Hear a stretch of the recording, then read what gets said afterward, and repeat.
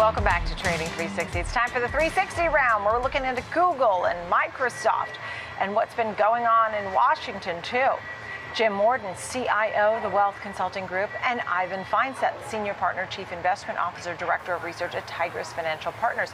Thank you both for being with us. The controversy in what we've heard, I mean, we all know when you say to somebody, oh, why don't you Google it? And that's the whole point of Microsoft, is saying, you know, that they have this domineering position when it comes to search. Jim, where do we stand on these, and why do these conversations matter?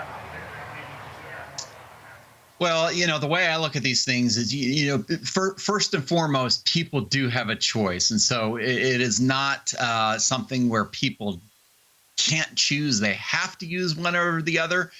And then I think the next question becomes, how difficult is it to make that choice? So for the average, user of the internet who's searching, is it extremely difficult for them to use Bing?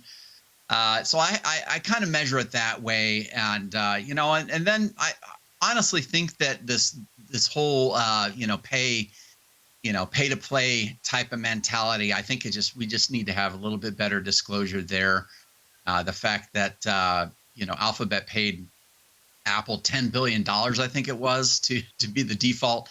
Things like that should be disclosed for sure. Right. So Google paying for the shelf space to be the default search engine, and is that just part of business? Ivan, what do you think? Well, I agree with Jim. There are choices, and there were other choices before. Google became the dominant search engine. And how do you become dominant in something? You provide the best possible service. And searching became its noun, and Google became the search noun and verb. And it's also driven by their browser. Chrome has a bigger market share of browser use than Edge, and it went hand in hand. And it's also about the search results and about the ongoing AI capabilities that will be incorporated there. And Microsoft is focusing on AI capabilities in their Office suite and their Office productivity suite. And you could reverse that and say, Office productivity is the dominant productivity suite. It won out over Google Apps. So each one of the two companies has dominant strengths in different areas, and they will compete, and competition ends up being better for the consumer. Right, right.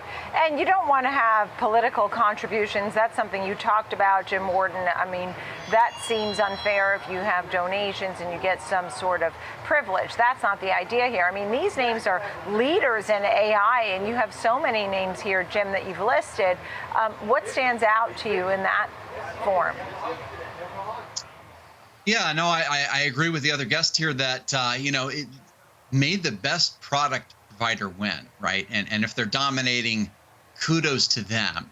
I just think that whoever is under the microscope for antitrust violations, that it should always be neutral. It should always be fair. Hopefully it is. I'm not saying that it's not, but like I would just be concerned if there was, certain companies that were contributing more to one party than the other. Does that become an issue? Hopefully it right, does not. Yeah. Ivan, which names? I mean, are you an investor? Would you say to buy all of these names at this point? When you look at Google, you look at Microsoft, do some, is it an AI play? Which names stand out to you as buys, Ivan? Well, I have buys on both Google and Microsoft, and I like them both as AI plays, but my AI play is to stack rank them. Number one is NVIDIA. That's the backbone, whether you're using Google Cloud or Microsoft Azure or AWS. NVIDIA's GPUs are the driver of the functionality. That's number one. Number two, I like several enterprise software companies, including MongoDB and Monday.com.